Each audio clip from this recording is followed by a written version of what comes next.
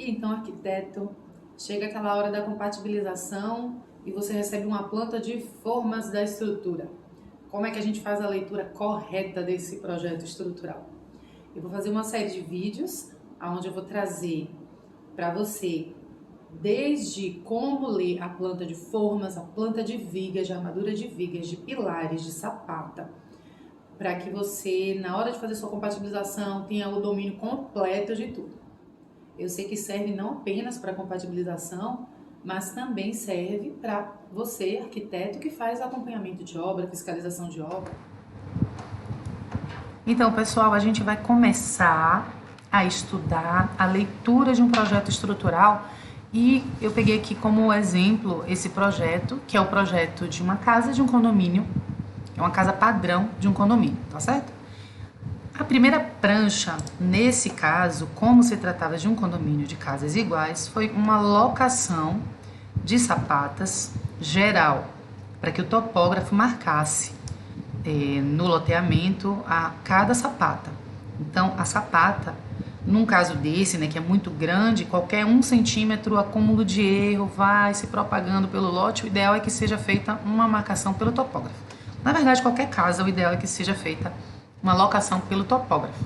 Então, chegando aqui de pertinho em uma casa só, essa aqui é a locação das sapatas. Eu tenho aqui a projeção da arquitetura, não sei se está vendo aqui de cinza tracejado, é a projeção, a delimitação da casa, da arquitetura, e eu tenho aqui a planta com as sapatas. O que é que a gente traz nessa planta? O que é que ela está me dizendo? Ela está me dizendo aqui, por exemplo, que essa sapata S3, ela tem 90 por 90. Sobre ela está o pilar P1, que tem 14 por 30, 14 por 30. E ela não é chanfrada. O que é chanfrada? Essa aqui é chanfrada, tá vendo? Tem essas linhas aqui. Deixa eu ver se eu tenho aqui o detalhe da chanfrada. Não, vai estar lá, aqui ó, aqui é chanfrada, tá vendo? E aqui não é chanfrada, tá vendo? A sapata que tem a parte de cima reta, pronto. Por que essa é chanfrada e aquela não é chanfrada? Ai meu Deus, lá vou eu entrar pelo assunto de sapata que a gente ainda vai tocar. É porque matematicamente a gente não precisa desse concreto que ficaria na parte superior, então para não fazer uma sapata tão alta, a gente corta, tá? Isso economiza concreto pra caramba. Mas enfim, voltando aqui, que o nosso foco é leitura de planta de forma estrutural. Então a primeira planta que você vai pegar, você vai ver no jogo do projeto estrutural, é exatamente isso aqui. É uma planta que mostra as fundações, a locação dessas fundações. Nesse caso foi sapata, mas poderia ter sido um bloco de coroamento, de estaca, um radier. A gente ainda vai ter nosso vídeo sobre fundações. Então você tem aqui a planta de locação. Ela vem com a marcação de eixos, que são os eixos que vão puxar na obra, né? Para poder, o topógrafo vai puxar isso aqui, marcar esses pontos, e o pessoal vem e marca, passa o arame para saber o eixo do pilar. Esse aqui, por exemplo, está a 8 centímetros do eixo B. Então, é para isso que servem os eixos, tá certo? Além dos eixos, a gente coloca uma tabela com o centro dos pilares, que a gente bota esse nome lindo, baricentro, mas é o centro do pilar, tá? Que também serve para conferência das distâncias. E qual é a outra planta que vem? Nesse caso eu coloquei tudo junto aqui porque não era tão grande. Então, deixa eu ver aqui, baldrame aqui. A próxima planta é a forma do nível baldrame. Pronto. O que é a viga baldrame? É a viga que está no chão. Essa é a viga baldrame. É o primeiro nível de viga, tá? Então, o que acontece? Eu tenho aqui, ó, o pilar que nasceu lá na fundação, ó, ele continuando aqui, né? Eu tenho a viga. A viga veio um 14 por 30, 14 de largura por 35 de altura, desculpa, 14 por 35. Pilar P1, 14 por 30. Base e altura, 14 por 30. Tá vendo? Aí você pode perguntar assim, ai Fábio, por que não bota os pilares todos assim na mesma direção? Por que fica um pra lá, um pra cá? Pra lá, um na horizontal, um na vertical? Porque quando você coloca todos numa mesma direção, você fica com muita rigidez numa direção, porque ele fica, né, com a maior seção para uma direção, já na outra ele fica com pouca rigidez. E aí o que acontece? Ela tende a ficar mais instável, a estrutura. Então, se você coloca alternado, você dá uma estabilidade melhor para a estrutura como um todo. Então, não é legal botar todos alinhados na mesma direção, tá bom? O legal mesmo para a estrutura é que haja uma diversificação. Então, no projeto vem uma legenda de pilares, né? No meu caso, eu uso essa aqui. Pilar que nasce, porque tem esse desenho aqui, tá vendo aqui? Pilar que continua e pilar que morre. Essa chura cruzadinha aqui, tá? Então, essa é uma forma baldrame. Toda parede tem que ter viga embaixo? Não. Ainda mais aqui nesse caso, onde eu coloquei uma laje de piso armado. Por quê? Por que eu botei um piso armado? Porque lá tem um lençol freático. E esse lençol, ele sobe e desce, sobe e desce. Então, ele pode desagregar o solo embaixo do piso e daqui a pouco começar a ter um afofamento dessa terra e o piso começar a ficar solto. E o construtor, que tem que dar uma garantia de 5 anos, vai ter um prejuízo retado.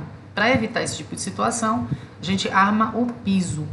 Nem todo piso precisa estar armado, tá? Neste caso dele, precisou estar armado o piso. Então, eu saí desse pavimento, né? E agora eu venho para o próximo pavimento. Deixa eu mostrar uma coisinha. Tá vendo isso aqui? É só um desenho de uma parede que caiu fora de viga. Eu só quis mostrar ela para facilitar para o cara do campo, para ele lembrar, né? Que ela tá direto sobre a laje armada que eu botei aqui.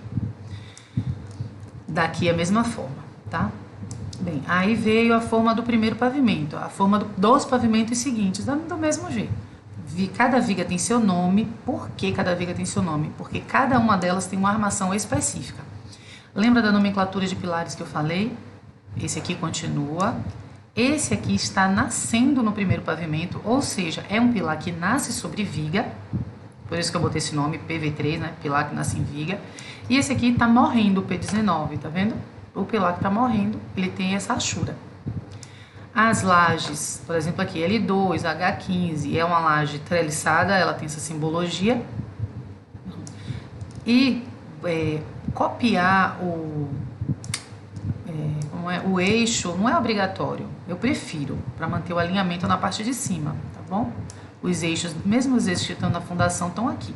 Se houver o eixo na arquitetura, eu prefiro pegar o eixo da arquitetura e botar, porque aí fica todo mundo falando uma linguagem só. Então, essa é a leitura da planta de forma. Tem mais uma aqui que eu quero mostrar. Aí tem o segundo pavimento, né? Que é o pavimento de cobertura. Ainda continuar nos pilares, por quê? Porque ele tem uma platibanda que sobe, mas já tem outro pilar que morreu.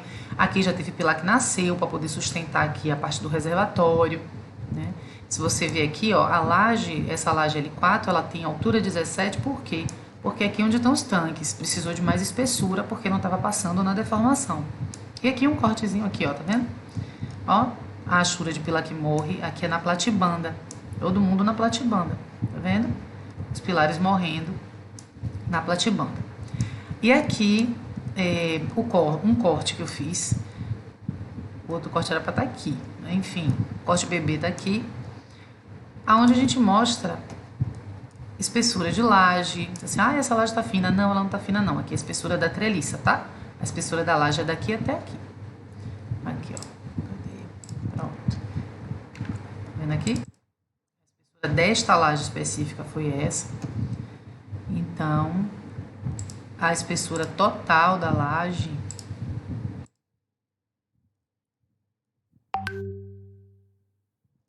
aqui, ó, a altura da vigotinha. Altura da vigotinha, altura da laje, a altura da viga, porque vocês lembram, já falei que a altura da viga contempla a altura da laje, tá? Uma somada à outra. Então aqui, por exemplo, essa viga, ela tem 40 de altura e a laje aqui tá com 15. Então, qual é a altura da viga? 40. A laje tá dentro dela, faz parte dela, tá certo? Então, aqui no corte, a gente mostra um corte normal, né, da estrutura. Às vezes ela pega a treliça nessa direção, mostrando a seção. Às vezes ela pega a treliça na outra direção, mostrando, na verdade, uma projeção da treliçazinha da laje e o comprimento dos blocos. dos blocos de EPS, que no caso dele foi bloco de EPS, né? EPS, isopor, ok? E a gente faz a indicação dos níveis, conforme a arquitetura, 5 centímetros abaixo por causa do acabamento, que a gente considera, quer dizer, no meu combinado nesse caso aqui foi 5 centímetros abaixo. Então, se aqui está 0,15, na arquitetura está 0,20, a indicação na arquitetura, tá? Porque a gente tem que considerar a altura do acabamento na nossa indicação. Então, essa foi a leitura da planta de formas de uma casa bem simples, com os elementos básicos, para lhe ajudar a entender quando você chegar numa obra, você vai abrir a planta e você vai entender bem direitinho o que é que cada coisinha tá sendo dita, tá ok? Esse foi o primeiro vídeo, foi sobre formas estruturais, sobre esses detalhezinhos de pilar que nasce, pilar que morre, pilar que muda de seção, pilar que foi rotacionado, né? Sobre sapata que foi chanfrada, que não foi chanfrada, como fazer a leitura correta da planta de formas para a sua compatibilização. E a gente vai ter uma série de vídeos aí. Plantas de viga, plantas de pilares, plantas de sapata, como ler a ferragem, como entender aquela armadura. Eu espero que tenha colaborado com você.